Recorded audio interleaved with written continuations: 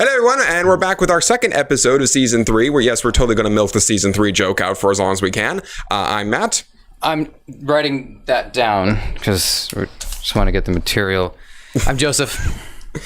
And we're not professionals. No, we are not. We are gamers like...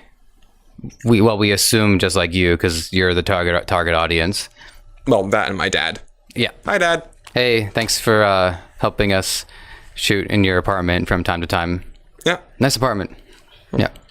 Today's episode, we are going to be talking about a debatably critical or crucial role that comes up in many different kinds of games. You might have done this. You might have... At gunpoint, because no one else on the team wanted to. You might have had somebody else do this for the team, and then you reprimand them because it wasn't up to your standards. This is the support. Yes, the linchpin of the holy trinity of the three MMM roles. The DPS, the tank, and the support. And as we all know, if the tank dies, it's the support's fault. If the support dies, it's the tank's fault. If the DPS dies, it's their own fucking fault. I can't think of how far back support goes compared to the rest of gaming. To me, I think as soon as somebody was able to take on the role of being able to help somebody else, that's when it started. So I know that like Dungeons and Dragons, as soon as that came about, you had people who had to take up these roles. I don't suppose, other than maybe beta testing, like 5 people all take up the warrior role, and they don't get very far because, you know. You'd be surprised. I mean, especially with... I guess so. I mean, D&D is pretty flexible. It's very flexible. I mean, I'm especially thinking, like, in the party I'm with, we have a fighter, but he's taken all the archery talents. So even though he's a very durable character, he actually has more health than my barbarian. He specializes in using the bow. So, you know, it's a very versatile system. But I think one of the things we were sort of talking about before, one of the things that I think is at the center of this issue is how exactly do you define that? When you say going back through the history of games, like you can look at very specifically class-based games, Tribes, Team Fortress, and Team Fortress 2. And yes, you'd have someone specifically designated the medic in those kinds of games. But both within that and without that, like how exactly is the support defined? Is it just somebody who heals someone? Is there other ways to support people? Are other roles maybe supporting in a way but not necessarily being labeled as a support? Like an example I used back from my tribe days is we had someone ironically named Archangel on the team, and she was like the only person in the entire damn clan who could snipe. I don't know if you've played Tribes, A bit. but everyone's skiing and everyone's on jetpacks. It's really hard to snipe people. Like, it's so, you know, again, we had this Archangel above us who was sniping everybody, and she was keeping people off our back, but she also, like, that could be considered supporting us, but at the same time, that was more really an artillery role. She was not necessarily facilitating us so much as she was doing something that just happened to facilitate it. Because when you're on a team, you all have to work together, but that doesn't necessarily mean any of you are supports. Like, the mere act of supporting somebody doesn't really put the label on there. And so that's why I think one of the biggest things is we need to figure out like what constitutes a support. When are you a support versus when are you just helping your teammate out? Okay, I think I have a definition worked out, and I'm going to use soccer as my game of choice or as the example, because I wanted to come up with a game to talk about that I think most people understand the rules of. If you don't understand the rules of soccer, look it up. It takes like 5 minutes to figure out. And there... In a competitive game, or I guess really in any game where there's a win state, whether you're competing against the environment or the dungeon master's creation, or you're competing against another team, like in soccer, there is a win state, which is when the time is up, one must have more goals than the opposing team. So we have a way to win the game, which is to score goals and not get as many goals scored on. When the game starts, there are 2 ancients, and the game ends when one of the 2 ancients is in more pieces than the other one. Mm-hmm. Correct. And sorry, I just lost my train of thought there for a second. Now, you have on a soccer team, you do have designated roles. You have somebody called the keeper, which is also referred to as the goalie, whose job is to prevent the ball from getting into the net. You have defenders, and you have strikers. You have other. I think there's a couple of other roles as well, but those are the only ones I can remember at the top of my head. The striker's job is to get the ball into the net. the defender's job is to kind of like keep their zone safe. And then you also have, I guess you have something like a wingman, people who are trying to like set up the shots for the strikers to take. So what you have is you have somebody on the team who has to skillfully execute a very difficult maneuver in order to succeed. And then everybody else's job is really to try to keep their team from executing that skillful maneuver as easily as your team is executing it.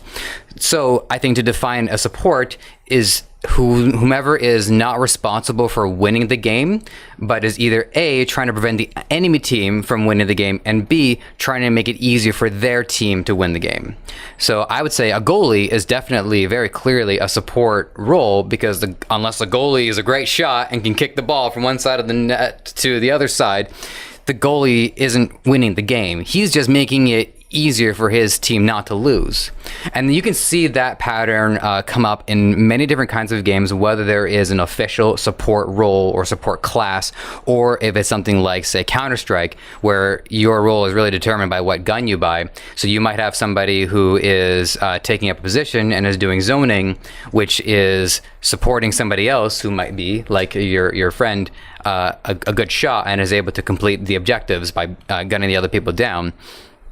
But no matter what, there is somebody on the team who's got to win the game. And so they don't really get to be called supports. They have a job to do, and it can be very stressful, and the skill profile is the single highest profile out of the skills necessary to play the other roles. So you would hope that everybody else is doing their job to make your job easier. But I'm not quite sure I properly see the analogy there, because if you have the goalie, and yes, he is helping to support his team, but it's also a team-based game. So the very act of working together, you're supporting each other, but that doesn't necessarily mean anyone is designated to support. If I may use Unreal Tournament as an example, there's Capture the Flag, which is one of the more popular modes, and the general rule of thumb was whoever it is gets the flag is the one who gets the flag, and then everyone else has to either keep them alive or be ready to catch the flag when that person dies. So yes, we're trying to work on keeping that guy alive, we're trying to work on keeping them together, but at the same time, like, that hasn't really changed what we are or what we're doing. I mean, I'm aware that Unreal Tournament never had any official designated classes. It was everyone moved at the same speed, had the same amount of health, and could carry 10 guns on them, or 10 of the different guns on them at once, or 8, because let's face it, no one used the impact hammer, and the Arval was kind of useless outside of vehicle modes. The point is, this was a game where what we were doing at any given moment was constantly shifting, and would probably actively get worse if you said, okay, you are going to grab the flag. You are going to defend this person. You are going to stay back in the base for some stupid reason, because apparently we're not all going in at force. This is Unreal Tournament, people, not baseball. Well, it sounds to me like Unreal Tournament didn't have a support role or carry role in any of that. See, the whole idea is that the support doesn't really exist unless there is the other crucial role, which is the crucial role, which is the carry, who has a designated job to win the game. Now, in the Unreal Tournament, you could have, as a team, had a discussion prior to the game, preferably, about who was going to do what. But you didn't have that conversation, which is, you were free to do that. So I don't. The only way that somebody would be supportive in Unreal Tournament is if they weren't trying to complete whatever the objective happened to be, which is either, I guess, get the flag or gun other people down. But again, it comes back to that idea of like zoning. If you have somebody who's just got the powerful weapon and is cutting off passageways for other people on the enemy team to want to get through and they can't, well, that's kind of supporting, but it's very nebulous. You're right in that, okay, well, anybody can just take up the mantle of gunning the other people down or take up the mantle of grabbing the flag. So in that case, a support wasn't needed. But the issue is the support job and the carry job, that comes up because the characters or the roles that we play in the game have more specific definition. They have more of a designated role, and the player has to understand their role and execute their role effectively, as opposed to looking for opportunities to do whatever it is that they think is good for the team. Now, I understand, I guess in soccer, you might have a defenseman who's like moving up, maybe gets a shot in, but again, not his job. Okay, but I guess, has this actually really had any kind of benefit? If you look at things like RPGs, going back to your D&D example, and even throwing in WoW, Guild Wars, like again, just RPGs in general, yes, you can't necessarily do everything because you have specific stats, you have things you trait into, you have weapons you equip, and all that kind of stuff. But there are plenty of games where everyone is on equal footing that have existed without necessity for classes, or where classes have been very loose. So like, does the role of support really bring anything to a game? Because in using UT as an example, and even I'm going to go so far as to say tribes as an example, if the plan messed up, you could do something about it. If you look at something like Overwatch, if the person who's supposed to be running in and getting the payload dies, there's a good chance the rest of you can't really take up that role or take up that mantle because everyone has specifically different stats, they have specifically different abilities, all that kind of stuff. In Unreal Tournament, hypothetically you designate Denny is going to grab the flag. Well, it's a Twitch shooter, so Denny now dies. It's not, here's the next person in the pecking line, here's the next person in the pecking line. We all have to adapt on the fly to decide who's going to now do what. Because we weren't restricted by classes or roles, we could shift around what we were doing on the fly and as the situation needed. Even using tribes, which was a class-based shooter, not a hero-based one, but a class-based one, there were incidents where the Pathfinder, who was the fastest class in the entire game, would get murdered in the enemy base, and somebody else who possibly isn't the fastest person still has to now grab that flag and get it on the move. And it was because we weren't as restricted by these roles that we were able to constantly adapt on the fly. It wasn't, shit, we lost our tank. Okay, everyone back behind this corner while we wait for the goddamn death timer. It really, I think, forced a lot of people to adapt. And at the core of these roles, like, the carry is kind of the default if we want to look at it again as the carry, tank, and medic kind of mentality, which most MMOs right. Well, say. I just want to say real quick that I'm trying to keep the conversation fundamental. So even the tank, I think, falls into the support category only because, yes, the tank has a really important job, but I've yet to play a game where the tank is the person that kind of like wins the game for their team. In the same way that, like, well, if I'm holding up a shield, I'm not gunning down the people on the other side. The guy who's got the gun is doing that. So unless we somehow manage to effectively block all this, but I mean, that's such a specific example. Anyway, sorry, I just wanted to get that in there. Well, yeah, just a lot of it comes down to, like, you actually had a good point there. The carry, in many ways, is sort of a default thing. The carry is the one who does all the action, goes for it, does all the other things. And the idea that somehow most of the team and everyone else is supposed to facilitate this one person because they happen to have the carry keyword in them, I actually think is kind of somewhat detrimental to gaming, because it's the idea that you've been designated the carry, you're going to one game to play the game, you're going to be the one doing all the fun, exciting stuff, and then everybody else has to be slaves to you. They have to facilitate your choice. You have locked in anti-mage, so now I have to pick lion, and this person has to pick axe. There was one Dota game where I went silencer, not really expecting to go carry, and then our team was formed. We had a Pudge, we had some other people, and nobody was like the carry, and somebody was like, "Who's the carry?" And I'm trying to like be confident, just be like, I am. And everybody's laughing. And then it was just like an hour of them ripping into me. We still won. But what happened was they were frustrated because they had more work to do in order for us to win the game. Whereas if I had gone anti-mage, even though silencer is more anti-mage than anti-mage, but forget about that. It would have been easier if I was anti-mage. It would have been easier if I was somebody who was like more carry than silencer. I as a skillful player was still doing my best to contribute and be the carry, but that they play so many games. I mean, these are regular Dota players. Like I play a bunch of different games. So these are people who've done the game after game after game, and they do not have it in them to have to struggle like this, because to them that's not interesting anymore. They want to do their jobs as easily as possible, and they want everybody else to do their jobs as easily as possible too, and that includes the carry. Yeah, well, actually we can keep using Dota 2 as an example, because the top 3 people I play in Dota 2 are Phoenix, Jakiro, and my highest win rate by a mile, Abaddon. And each one of these people supposedly has one foot in the support camp. Now, Dota is very interesting in that aspect because it defines its support as someone who isn't as gold dependent early game. And that's it. That's the only way they label support. Because there's actually very few people in Dota 2 who go, you are now healed. Yeah, I mean, the way I would characterize the support, or in the way Dota does it, you have position 1, 2, 3, 4, 5, and the higher out number you are at 1, the more gold you get. It's like the race to who's going to get 6 slotted. So to me, the support is the person who is being the most selfless and is waiting until everybody else has gotten their items before the support gets their 6 slot. Yeah, but you've also seen, we played Dota 2 together. I can get a lot of kills and a lot of assists as Jakiro. I've actually outraced our team's carry as Phoenix, partially because, your ultimate is kind of a get out of jail free card, or get out gank free card at least. And Abaddon, properly fed, is one of the scariest carries in the entire game, but he can still heal people, he can still shield people, like he still has some supportish nature to him. But it's because, I guess, Dota 2's design is that versatile. I'm going to want to jump in here. Okay, that supports...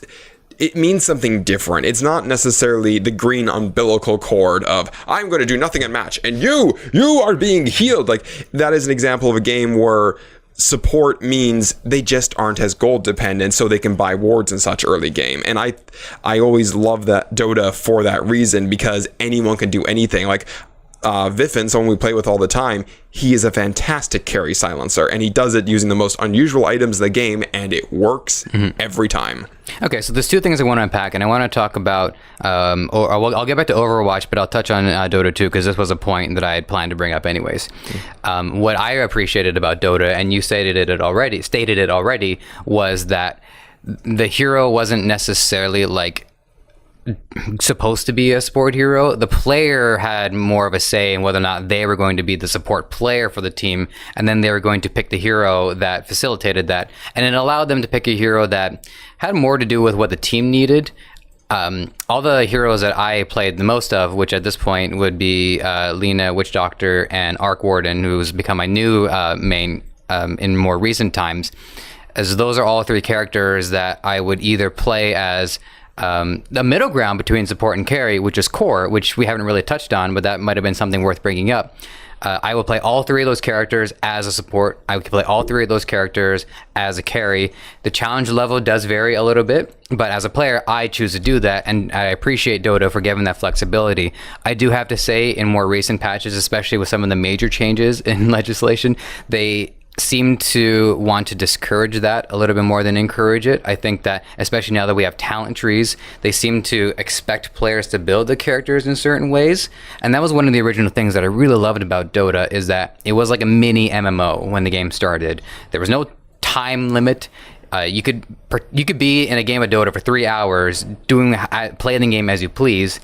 And if you wanted to try to win the game on your hero, or if you wanted to play support on your hero, you had the choice to do it so long as you had the skill to make up for it. And there's a balance. There's ease, and then there's skill involved. And some players like myself are really drawn to that challenge of playing something skillfully when we've actually made it harder on ourselves.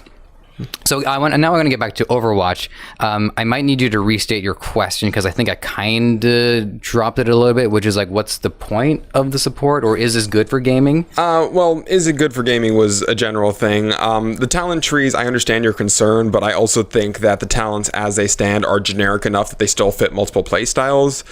Like, there are, like, I think my fear only goes as far as trying to identify like a slippery slope, as opposed to, oh, it's over, it's done, I can't do it anymore. Yeah, I understand that. As it currently stands, the talents are very generic, and I think fit multiple different play styles. I've yet to see anyone say, you didn't take out this one, you didn't take out this one, because like Treant Protector is a fantastic example. He's the slowest hero in the game.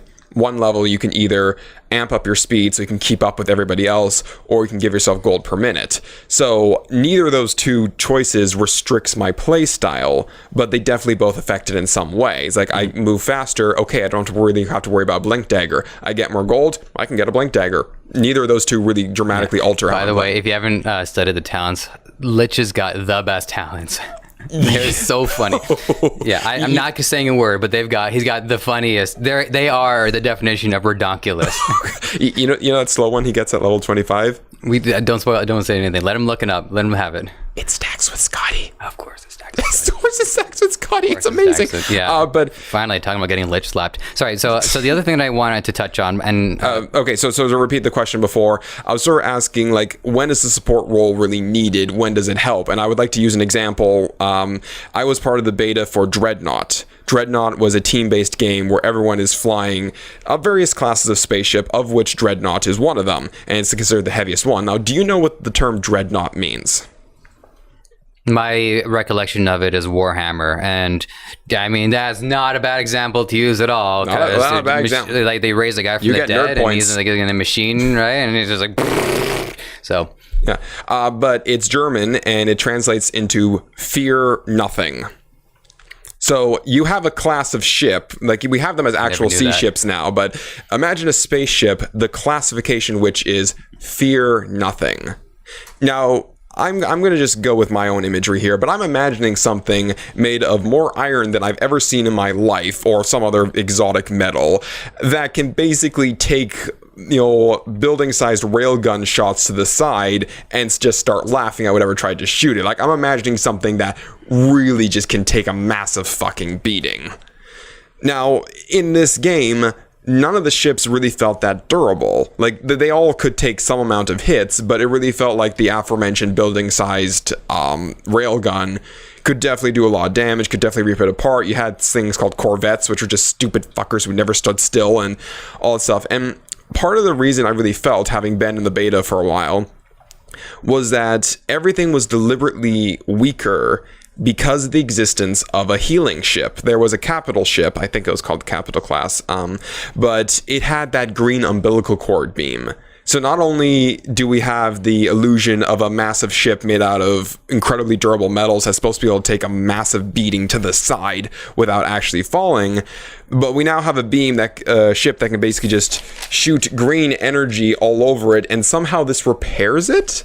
Somehow these ships are so mass producible that we can just spray green goo all over you and get repaired. And when you look at the design notes and you look at, like, you think about the overall concepts of the game, you realize that if these repair ships didn't exist, everyone would have to be more durable. The Dreadnought would have to be able to take a bigger beating because it would have no get out of jail free card. It would have no ability to say, oh, I'm injured, someone please spray green goo on me that somehow repairs metal.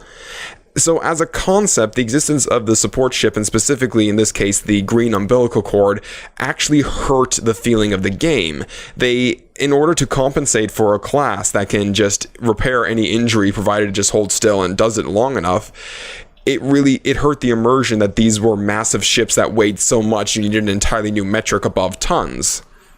And I felt that, especially in the case of Dreadnought, there was an easy out because every ship could divert all energy to shields. So the idea of a ship that could boost your shields or could fire an energy at you to keep your batteries healthy so you could power your own shields, that would have made sense in universe. That would have made sense because instead of this ship spraying me with green goo to repair my armor, it'd be a ship spraying me with energy to power my shields. They do that in Star Trek all the goddamn time. So in this case, I felt that the existence of a support ship, and specifically the green umbilical cord, which I'm going to spend most of this episode bashing, by the way, just forewarning, it hurt the immersion of the game. It hurt the overall tone and theme of the game by making ships such as the Dreadnought feel a lot flimsier than a name like Fear Nothing would imply. Okay. I was picturing that in my mind as you're describing it to me, and I totally see your point. Also, I guess the thing I would have done instead of like the green goo is have a ship that sends out like little repair drones instead. Like a steady stream of drones that they go in, they try to fix something, they have to go back to recharge before they can come back. So it's kind of like, still kind of like a techno symbiotic relationship as opposed to just like the green goo. That's kind of like how I would do it, assuming they weren't going to get rid of the game mechanic, but they still wanted to keep. Sorry, they wanted to keep the game mechanic, but they just wanted to change the aesthetic. Well, also, if you did the drone idea, that could be an offhand thing. I target you with the ability to deploy drones to repair you, and now I don't have to be constantly staring my crosshairs at you and shooting a green energy beam. I can, God forbid, look in a different direction so I don't get ambushed. Is this still in beta? I don't know. I do know they sent me some beta rewards, but that doesn't necessarily mean the game's gone gold because I haven't played it in so long. Okay. Well, I mean, to be fair, it is still in beta, so who knows? Maybe they'll fix it. No, maybe I should. All right. So I've been wanting to talk about Overwatch, and I'm going to talk about it. So the character that I play the most in that game is Mercy, and Mercy is the continuation of the medic from Team Fortress 2. Not that Team Fortress 2 is done or anything, but I mean, they took a lot of ideas from a lot of other shooters. It got an update this year. Team Fortress 2 got a massive update this year.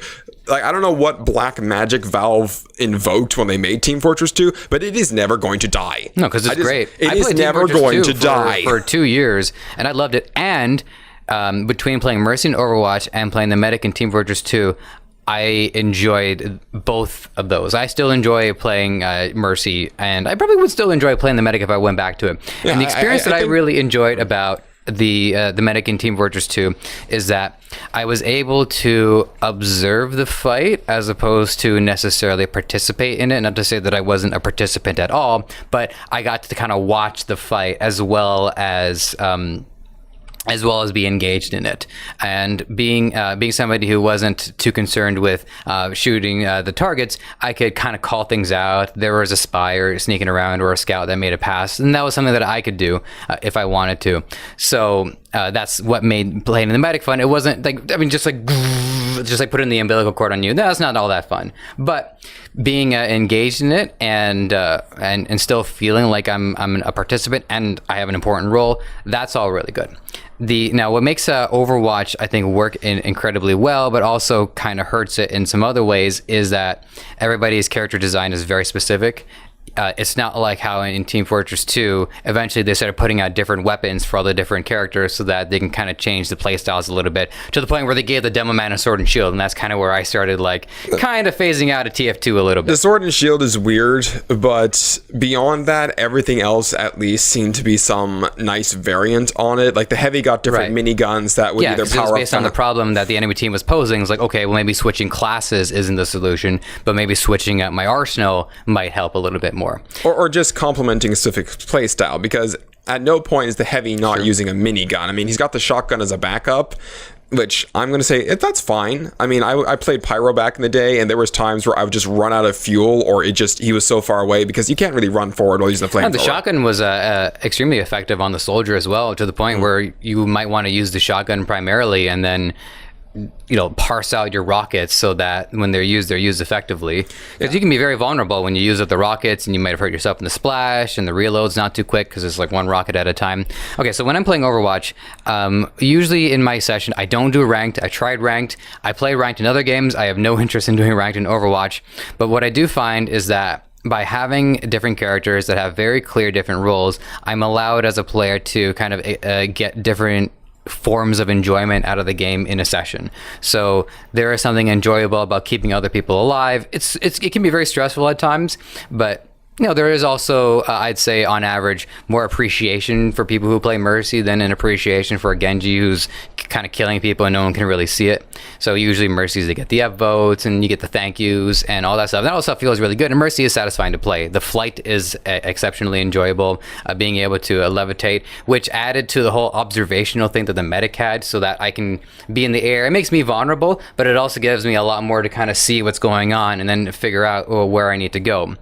And then when I'm kind of done with that, or if somebody else takes the role of healer and I don't need to do it anymore, then I can play Orisa, which is also a lot of fun because she can put up a shield, she can block some damage on her own from time to time, and she's got a massive gun. So the difference between the UT style games and carry a massive gun. She doesn't speak. Well, she's kind of soft spoken. I'll give her that. So the major difference is that playing Tribes and playing Unreal Tournament is a great experience. I loved Tribes, but the start of the experience and the end of the experience over the course of your play session is more similar than the potential forms of experience that one might have in a game where you have more specific designated roles. There are strengths and there are weaknesses to both of them, but for me, it gives me so much more to enjoy out of Overwatch, because when I'm frustrated with something, I don't need to walk away from the game altogether, because if it's a game with a kind of like a singular MO, then if I'm frustrated with it, well, then I'm kind of done playing the game. When I'm frustrated with a character, I can switch it up and I can do something else and I can shoot. And arguably some things are more fun to do and also require more skillful execution, like we mentioned earlier, than other things in Overwatch. Building a turret on Torbjorn is satisfying when the turret goes really well, but it's not as skillful as being Genji. But there is a trade-off. Like, okay, I was healer for the last 2 rounds. I'm gonna pick the assault class, and I'm not gonna feel bad about this. I'm gonna just gun people down. Usually I like to play Sombra, Soldier 76. But I really find about that game is that once you see what the team needs, being able to fill that role and find the trade-off between what I want to play and what the team needs is also quite satisfying.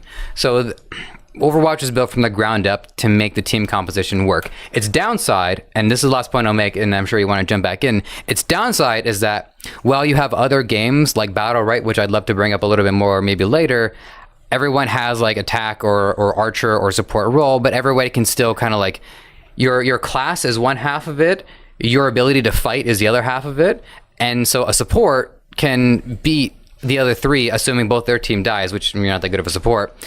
But in Overwatch, that just doesn't work. If a Winston, the gorilla guy, he jumps in and I'm alone, well, there's no skill involved. I'm done. I can't get away from this unless I find a target to fly to.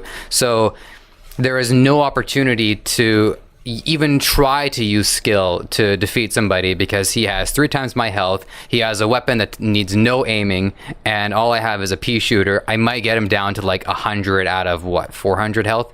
It's just not going to work. So they put all their resources into making it be team-based, but as soon as the team falls apart, the game falls apart, and that's the frustrating thing about Overwatch. Yeah, that actually is one of the major complaints I've had with Overwatch, is that everything just feels way too rock, paper, scissors-y. There's the example I use where I was playing Reinhardt, a Reaper teleported right in front of me, and it's like, oh, you're teleporting in front of me? You fool! You have signed your own death warrant! I swing my hammer at you, and I got a clean hit thanks to the little indicator, whatever thing. It's like, oh, you're trying to jump away now? Well, I swing my hammer again, and I hit you again because of the audio and whatever indicator.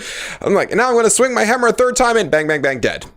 And that wasn't he made a stupid tactical decision, but I still died because he was Reaper and I was Reinhardt. Like, that's one of the reasons the game frustrates me. And to use an example of kind of like the support role and even the green healing beam, when we had the Halloween event, it was a horde survival thing. It was where like waves upon waves of zombie or zomniks, whatever, were swarming you. And you couldn't pick Mercy as part of that. You had to pick Zenyatta. Now, Zenyatta, he offhand heals people. It's like, here you go. Here's an orb. You drop the orb. That was also my pen. But there, you're being healed because I've given you a... Okay. Well, did you catch it? Did you catch it? Okay, you've made your point. But the point is that he doesn't have to put his crosshairs on you. He could just give you his orb and you're being healed, and he could keep firing at the endless waves of Zomniks that were coming in. Now, if you went into custom mode, you can actually pick whoever you want as opposed to the restricted heroes from normally. And I found out that Reinhardt isn't actually as effective in that as you'd think, regrettably. But someone else picked Mercy, and we lost very early on. And the simple truth was, one, you only have 4 people on your team and endless ways of people attacking you. You can't afford to have one person not shooting. Whereas Zenyatta can just hand an orb off, there you're being healed, and now he can go back to just firing at the bad guys. And he says this. That kind of bothers me, because this is obscuring your vision when he does that. Isn't he reloading? No. Reloading is he sort of just does this, but if you're holding down the button to fire and then you just stop firing, he just does this. Like, dude, you're obscuring my vision with your hands. But the moment we had Mercy healing somebody instead of shooting anything, we lost because that was one less gun firing forward. That was one less person contributing to the endless waves of zombies. Now, I'm aware that the game was not built with this mode in mind. What about the damage boost? I mean, didn't she have a damage boost? I mean, but you only have 3 guns. But if she's effectively damage boosting all 3 other teammates, then even if it's like each teammate has a value of 1, and by having Mercy's boosting, that's like a value of 1.3, it should, if she's playing it right, and she was able to get everybody when they are shooting like a lot of opponents and they're already dealing a lot of damage, she should have. I mean, I still see your point. It's like, well, okay, this wasn't really like what we was supposed to do in the first place. So I still get your point, but I mean, like, it kind of still could have been done. And I again accept the fact that the game was not built with that mode in mind. I just think it's a good example because the offhand healer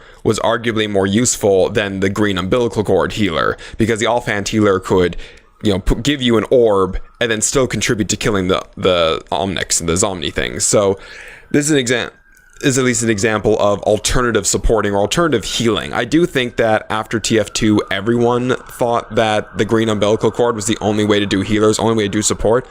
I was part of a game called Global Agenda for a bit, and there was a medic class in there. But there also was an entire poison build for the medic class, which was based around debuffing and damage over time abilities. There also was a lot of offhand gear, such as the heal grenade. So it was completely viable for you to play the class by using the heal grenade, by using the healing boost thing, like just get everyone together, heal grenade, everyone's being healed, party over here, and then switch to your biotic rifle and just start poisoning the opponents. But I guess as a leftover the TF2 mentality, anyone playing the assault class, anyone playing the heavy person would basically just verbally rip you a new one if you didn't attach a green umbilical cord to them. There was so much potential with the class and so many things that you could do that were being restricted by this idea that my sole job is to plug myself into you like some kind of weird Energizer bunny. That reminded me a lot of my experience with World of Warcraft. I didn't play like a main healer ever, but I ended up playing a warrior to level 60 twice, so I've had my experience with tanking, and my experience is drawn from vanilla World of Warcraft, just letting you know. And at that time, the warrior had 3 talents. One was arms, protection, and fury. And protection was clearly the tank one. Fury was like, I guess if you just focused on playing on your own, you just wanted to have consistent damage output. Arms, I guess, was more like the PvP one. But anyways, the broader point was, you had some flexibility in what class you were playing, whereas you might think, I'm going to play a warrior.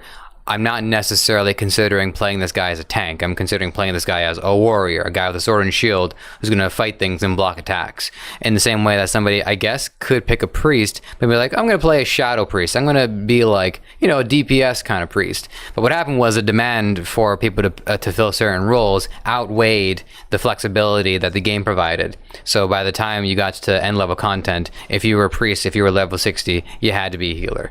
If you were if you were a warrior at level 60, you had to be a tank. So a lot of that initial flexibility was kind of lost anyways, and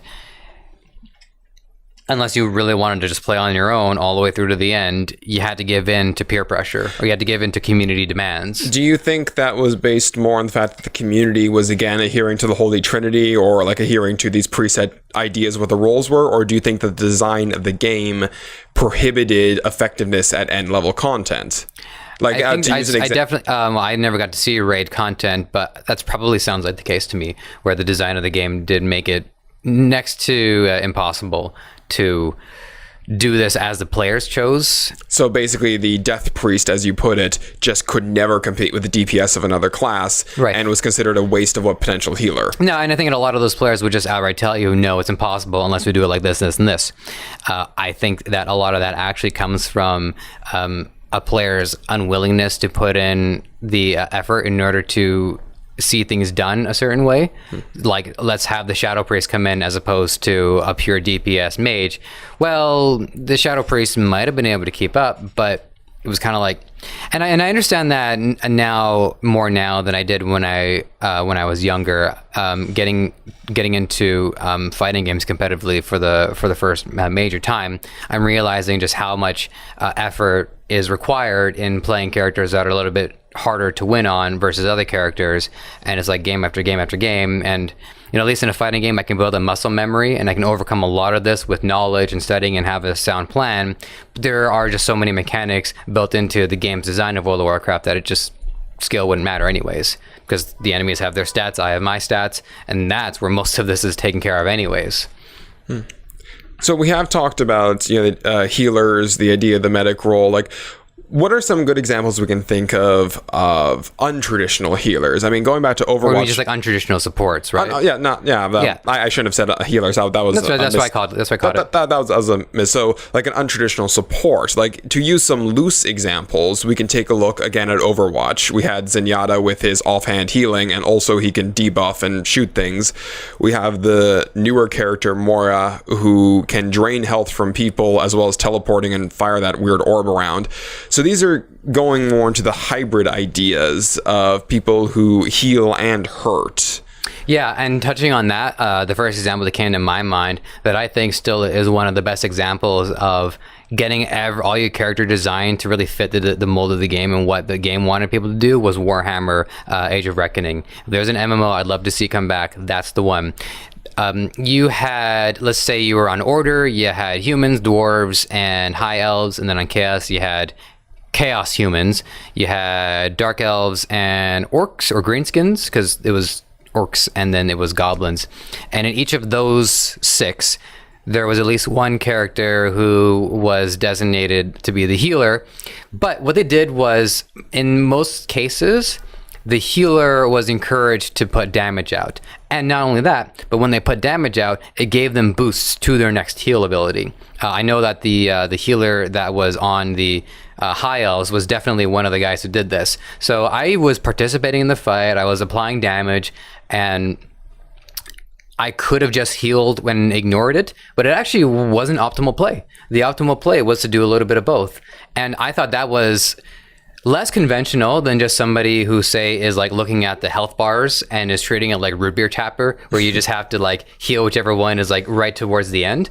I thought that being able to, and Warhammer wanted people to like get in there and everybody was fighting. You didn't just have like one line of all the people who shot from a range and then like 2 warriors in the front who were going to get blasted. You had everybody kind of like running around looking for people to heal, looking for people to hurt, and it was great. It was one of the smartest choices I've ever seen a developer do.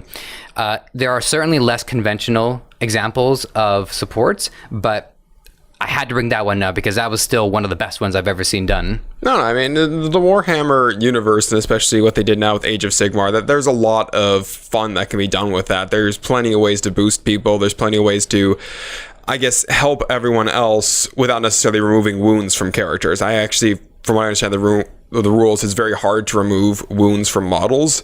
It's a lot easier to prevent those wounds to begin with. Guild Wars 2 is a nice example I like to use.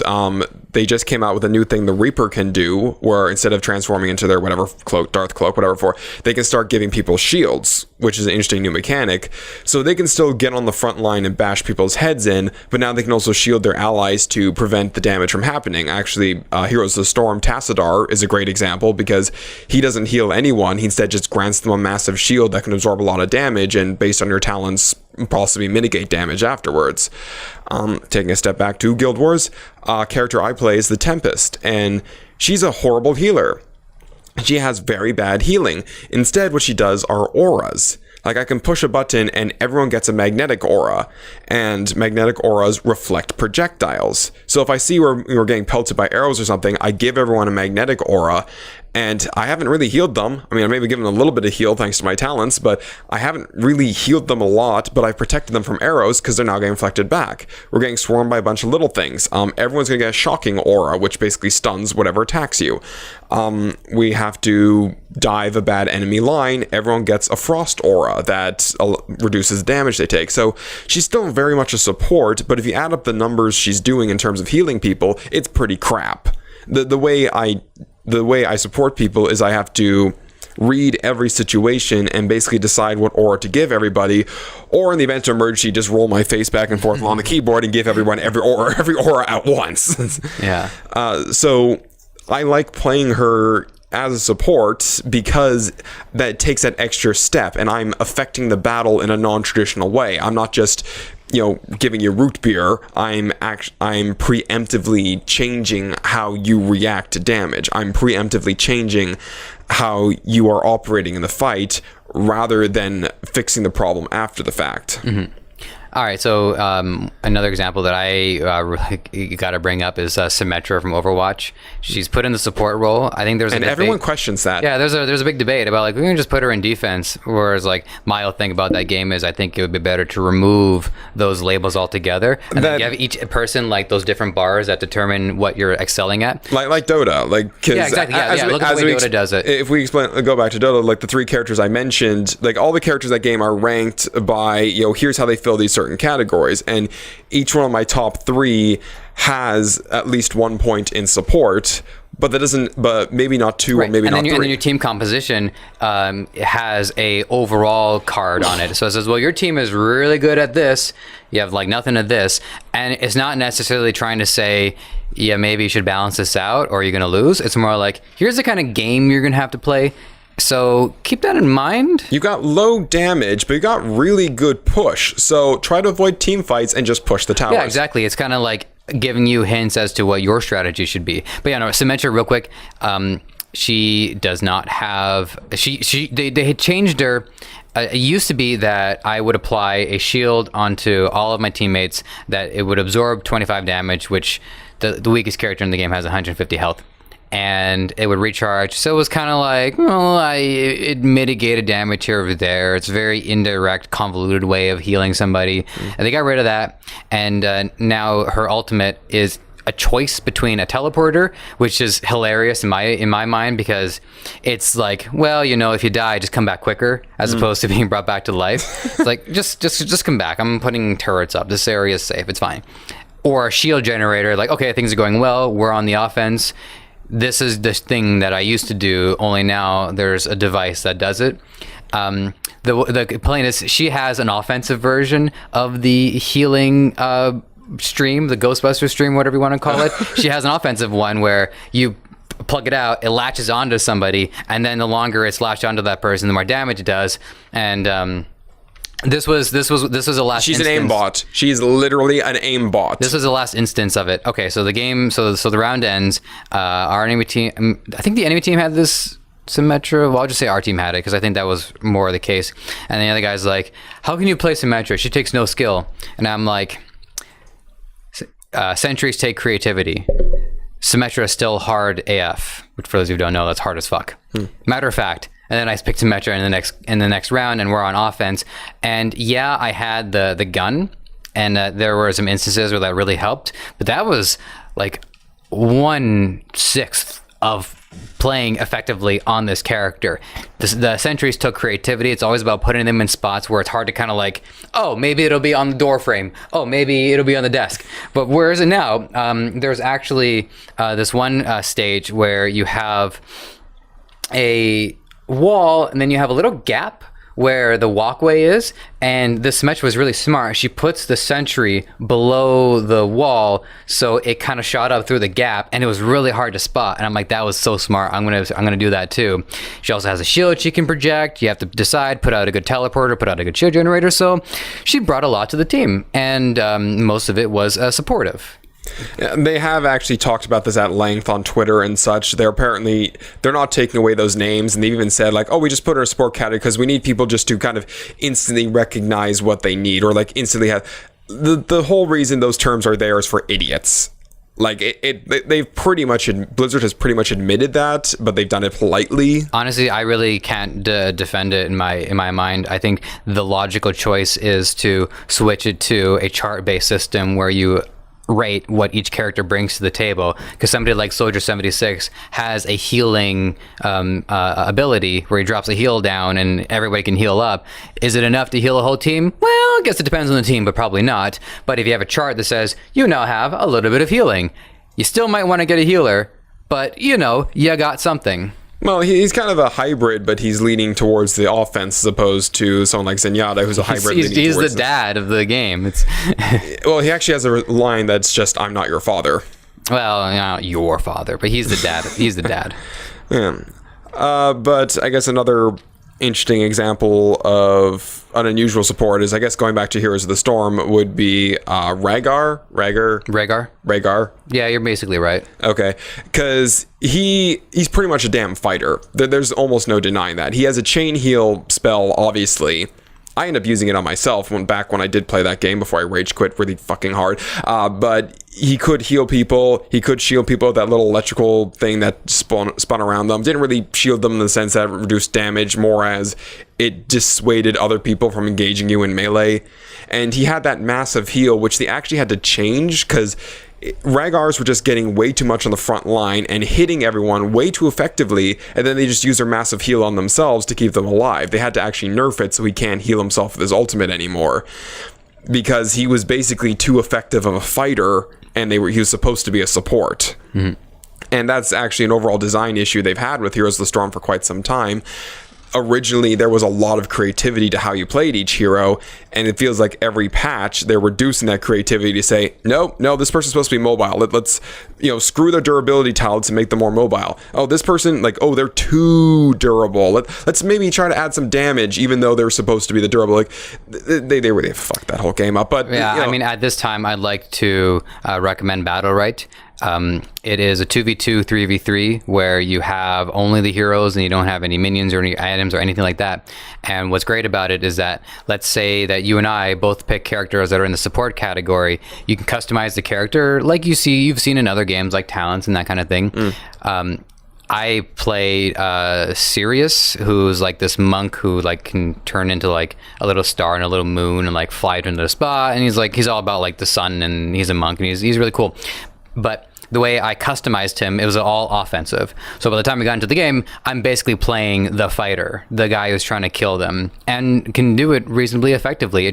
I mitigated some elements in favor of some other elements to redistribute my overall contribution to the team. So Battle Right is doing a lot correctly. Well, the thing I like about Battle Right is as you take damage, it also reduces your max HP. So there comes a point where you're under your half of what used to be your total HP, but you're now down to 75% of what your total HP was. So you can't just hide behind a wall, start sucking on a wand, and get better again, because you can never heal yourself back to full until the round ends. So that's a very nice way to say, you know what, we've hurt you, and no amount of supporting is going to take it back. And there are ways to get the max health back if you pick up the orbs, but that changes the dynamic of it. Because what's he going for? He's going for the orb. Well, I guess I'm just going to drop a bomb on the orb. It's it adds to the game. It doesn't take away. Okay, so something else I would like to sort of address is kind of the mentality of someone who does play a support. We talked earlier about the idea of there's no support in the team, so we're just going to put a little guilt gun to your head and say that you have to play the support. What are the mentality of the people who sort of like playing these kind of characters, and who sort of routinely either like to or are forced to do it? In the case of Dota, I find there's a very large variety there, because I like playing Mercy, so ask me. Okay, congratulations, you know how to play a first-person shooter. If you look, taking my first steps. Yeah. No, I've been playing FPSs for a while, but the joke was worth it. Go ahead. Yeah. But if you look in cases like Dota, even if you're forced to support, there's still a wide variety of characters, most of which don't have any kind of healing abilities themselves. So there's at least some freedom there. I can support the team by doing Ancient Aspiration. I can support the team by doing Overlord, Underlord, Pitlord? Abyssal Underlord? They changed his name so many times, and even though he's out, I can't really remember. I'm lost now too. Anyways. Okay, but anyways, that's one with a nice amount of variety to it when you're forced to support. But also thinking, if you go to something like League of Legends, where supports are usually based around the idea of heal, because God forbid you have activatable items in League of Legends. So what exactly is the mentality of the kind of people who do tend to play this role, who do tend to play this kind of class? Okay, what kind of people do they tend to be? Okay, well, I am this kind of person. I would say that if I were to make a chart of all the time I spend playing the games where there was classifications, 50% of it would be support, easily. 25% would be tank, then the rest would be other things. As a start, Mercy is a fun character for me to play because, like I was mentioning earlier, I enjoy the gliding, I enjoy the flight. But I think what I really enjoy is the fight itself, and I would rather be somebody who can keep the fight going longer because I enjoy being engaged. I enjoy hearing the gunfire all around me and sometimes providing some gunfire of my own. I enjoy the sense that there is another player somewhere else who I just made their day a little bit better because I'm giving them permission to make more mistakes, and I'm encouraging them to also take some more initiative if I'm giving them the damage boost. So I'm the kind of person who does enjoy doing good things for other people, and that's actually selfish of me. The funny thing about Mercy's character is that her worst quality is also her best quality. She is compassionate to a fault. She is determined to help people even when it's like not even necessary. Well, she resurrected Reaper, and look what he turned into. Yeah. Yeah. Kids, don't bring back the dead. It never works out well. Or at the very least, do your research, people. Do your research. So it's funny because you can play Mercy poorly, even though it's like, oh, it's a healer, because it's this dogged determination to maintain the team that actually ends up being my flaw. So does that kind of give you a sense of why I enjoy doing it? Yeah. I mean, there obviously are Archetypes? altruistic people who enjoy helping other people, who enjoy trying to aid the team or aid others in some way. I think I'm sorry, but just in case the point isn't made clearly enough, understand that this is how I get my reward function. It's the dopamine effect. Shooting people is great, but being able to actually like heal somebody to the full and save lives actually is a selfish thing for me to do because it makes me feel good to do this. So I'm chasing something that I want to chase. I just so happen to be one of those people who's wired to help others as opposed to hurt others. Well, something I have noticed a regrettable number of times when I play a lot of video games is you'll often have the support person played by someone who is in fact very selfish. Like you're mentioning like the whole liking to help others. I've played with people who have basically whined and said like, I'm the support, why didn't you keep me alive? Or I'm the support, you should be following me. Or I'm the support, you should be doing this. There are a lot of people I know who basically play that role because they're aware of how important that role is, and they expect everyone to like, oh, well, I actually played the support this game, so you should all listen to me now. And that's always so weird when you have somebody who's playing, who's supposed to be the least selfish person, is supposed to be aiding everybody else, start issuing demands. And I find it's a disturbingly common mentality. I don't think it represents a majority of the people who play supports, but I have noticed maybe a third of them are doing it just for the praise or just for the commendations, just because like, well, I picked the support, so you all must now appreciate me for it. Mm-hmm. And I always, it's weird when you have the toxicity coming from somebody who you think was playing the least selfish class in the game. Yeah, that is an interesting point. Yeah, I can't say, well, I guess I've had less opportunities to experience that only because, being the support in a lot of cases, I don't have to deal with it. I will say is that I don't think I've had very many selfless healers on whenever I'm the one that needs a healer. Every now and then you get a healer who really knows what they're doing, and it does feel great. But yeah, no, I definitely see your point. I have been, like, I think it was 3 times in Overwatch, someone has basically yelled at me for pushing the X button. Right. Really? Yeah. Honestly, when I do it by accident, I type an apology and afterwards I'm like, ignore that. That's just because I've hit the thing. Well, when I hit it, it's because hello, I'm dying here. Well, you were calling for it. Yeah, man. Whenever I hear the need healing thing, that gets under my skin only a little bit because it's like, man, I'm not. You shouldn't have had to say that. I should have been there already. I'm already failing. So it's like it actually mentally makes me smarten up whenever I see that. And it also really, I guess, depends on the game. Like whenever I play Treant Protector in Dota 2, like he has a global heal, which is a point target.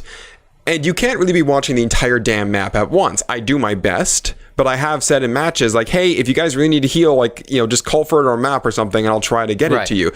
Whereas in Overwatch, your team tends to be together, you tend to be pushing together, and even Team Fortress 2, you tend to be together. Exactly. So by design, for sure. Yeah, so in something like, again, Dota 2, I ask for people to aid me because you can't watch the entire map simultaneously. So sometimes someone needs to say, hey, I'm a little injured in mid. Yeah, you definitely can't, but you also definitely should try I do try. Exactly. Yeah, but it's the whole goddamn map. Hey, I play Treant Protector a lot too, so I definitely feel you. If it's all right with you, there was a story that I wanted to tell, and then I'm kind of like, I've said my piece. Okay, well, I would like, my last point sort of leads to another point, at which point I've kind of said my piece. So we talked about the kind of people who do pick supports, like, the altruistic people and the selfish people, like that, the kind of mentality of support players will come across. And I'd like to maybe just talk a little bit more about the mentality of the community towards the support. The idea that, hey, you haven't insta-locked in, so you must now play support. Or the whole idea that, you can't play a death priest, you have to play a healing priest. Like, how exactly does the community treat this kind of role? How exactly do other players kind of treat this role? I think it all comes down to their level of patience. If they have the patience for somebody who does not have the optimized role that has been determined by the community, great.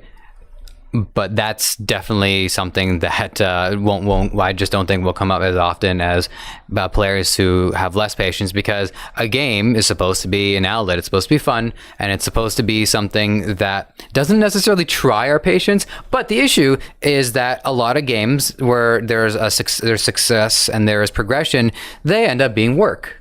Like especially MMORPGs, when you have to work together as a 40-man raid group back in the day, or whatever the raid groups are now. There's work involved. There's coordination involved. This isn't fun anymore. It stopped being fun a while ago. EVE is a job. Yeah, I mean, EVE has this whole inner economy. I think it's got a higher GDP than some countries. Yeah. I mean, that's a joke, but the facts might actually back me up on that one. It might actually be. So when you have somebody who, I mean, healing is... I'll say this now, but this is the initial point that I was going to touch on in just a moment, which is... Healing is not as skill intensive as the other roles, although that's not to say that there's no skill involved. Again, back to the root beer tapper thing, you have one player who's looking at what's happening in the game, and then you have another player whose game is basically looking at the health bars. So there is definitely a divergence in skill output. For somebody to screw up a role that is both very important, but also pretty straightforward, I can almost side with the players who get mad at the healers. It's like, look, man, if you can't do this, you're costing us a lot. So you either need to step up or get out. It only starts when the game stops being just about pure fun and the work starts being involved. And you will find that in most games, there is at least a slight element of work. I think there is an element of work in Overwatch because you do have to work together as a team, which means you're partly doing something that's hopefully fun. Hopefully you're the kind of person who enjoys holding up a shield and blocking bullets, which is why they do the boom, boom, boom, boom, boom, boom, try to make it sound a little bit more enjoyable. So you have, on one hand, you have what's fun for you to do on your character. On the other hand, you have the work you have to do. And if you don't do the work, you actually do cost the game a lot of fun. I would like to, just as someone who does enjoy playing the tank and does, do that kind of thing, I would like the arrows to actually get stuck on my shield, and then I could just have a button where I just take my sword and just break the arrows. I guess on Reinhardt, once it disappears, it all kind of drops. That's what I'd like to see. But yeah, no, that would be awesome. I look at in terms of taking a step backwards here, because we tangent, but that's what we do. I don't like the idea that people try to, for lack of a better term, game games. I've been trying to think of a better way to put that. Well, that's metagaming, isn't it? Yeah, they try to metagame it. I feel like the whole idea of classes and just roles came from the idea of trying to get those numbers to be as efficient as possible. It's like we have to maximize our damage, which means this. We have to maximize our ability to absorb, which is this. It really has come down to everyone's trying to get as efficient as possible. And the moment someone doesn't meet that efficiency, they are the problem instead of the game. I held up Guild Wars 2 in our top 10 games ever because I do feel it gives a lot of versatility to how you play it, and unless you're raiding, a lot of that versatility works. I wouldn't take my Tempest into raids because raids are the absolute hardest content in the game, and buggy as all fuck. But she works in fractals and the other things I bring her into, because there is a level of freedom there. But you always get to that stage where everybody needs just that extra one thing of healing, everyone needs that extra one thing of damage, at which point everyone says, you have to be a thief, you have to use these guns, you have to do this. And that's you have to usually be where I'm starting to kind of like back off, because it's a game at the end. Yeah, and trying to, like, ultimately, in many ways, we are already wasting our time playing these things. It technically, it's like, no, I don't disagree. Level. We find ways to get more out of it, but I understand. But the idea that I need to lessen my fun to increase the numbers in some way, that's when I start hating the role of support, and when I start hating roles in general. Why can't I be a tank who also, does control abilities, or why can't I be a healer who also is damaging? The fact that all endgame content or everything boils down to you have to be the healiest healer ever to heal past the healing tank, whatever thing, like, that is when it starts getting less fun. When you start saying, like, you have the support label written in a tiny little thing somewhere on that forehead, so you better be using Magi gear and you better be doing this. It's when the title starts becoming more important than my ability to enjoy the game. And especially in the case of RPGs, where these kinds of roles are the most important, my ability to customize and maybe try some things out. Okay, some builds are going to be stupid, but most builds should work, and if a game says the only way you can be effective is by doing this thing right here, God, I hope they didn't ruin the mics, me tapping that. Let's avoid that anyways. Yeah, that is when it starts becoming less fun. Like when the idea of being a support becomes a chain into the ground rather than just an aspect to yourself. Like, it shouldn't be everything you are. It should be one thing. Yeah. So, two things. One, battle right. Number two, there was a point that a friend of mine brought up, and this is the last thing I'm going to say, and then we're basically wrapped up, which is that, like, and I mentioned it earlier, is that the healer is not as skillful as the job as the carry. And this circles back to some of the initial points, is that you have somebody who has to do something that is so skillful that it determines the difference between winning and losing. And I actually noticed that happen to me in my life's experience. The first sales job I ever had, it was an hourly wage. There was no commission, but I would show up to work and there would be a sales goal. I would have to make $600 in a day selling products. And I found that to be very alarming, because I'm kind of gambling with my job security here. Like, you got your shifts based off how much you were able to sell. And I found that to be frustrating. I disagreed with it, but a job is a job. I went for it anyways. And honestly, the products kind of sold themselves. What I noticed is that there was also some back end, some service stuff that had to be done. Like, it was a watch store, so there was batteries that needed changing, links and services that needed to be done. So what I ended up doing was, because it wasn't that I didn't have the skill to sell, it was I didn't agree with having to rely on having to do sales in order to keep my job. I made myself useful by positioning myself as a service. I was playing the support at my job. And when I had to do the sales aspect of it, which was still the crux of the job, it was something that I eventually got good at. Now, the job that I have now is I work at a theater store, Theatrics Plus, Young Wellesley, and it is very easy for me to be a salesperson in that role, because I know the product and I'm passionate about it, and the difficulty that I went through in that other job has translated into a more naturalistic feel to the job that I do now. And now I'm actually okay with having to do something skillfully, because I've built up and I've gained the experience. And by doing a support role, I have an appreciation for what it takes. But the bottom line is that in both of those jobs, the salesperson is the person that keeps the lights on. If they don't do it, then either the products are so good they sell themselves, or it's over and you don't have a job. So that was just like, there is supporting in life, and there is also caring in life. And I think the last thing that I'll say is that when the time comes, you will have to be the support, but the time will also come where you'll have to be the carry. And, hopefully you're ready for both of those. It's always so fun when we take video game terms to start throwing them into real life. that's half my life. Life imitates art, and apparently art imitates life as well. Anyways, thank you guys for tuning in. Thank you to XSN, the XS Network, for hosting us. They do a terrific job. And I am so thrilled that we get to do this. And we are going to go, because somebody owes me a tea. Delicious tea. Heal beam. Doctor!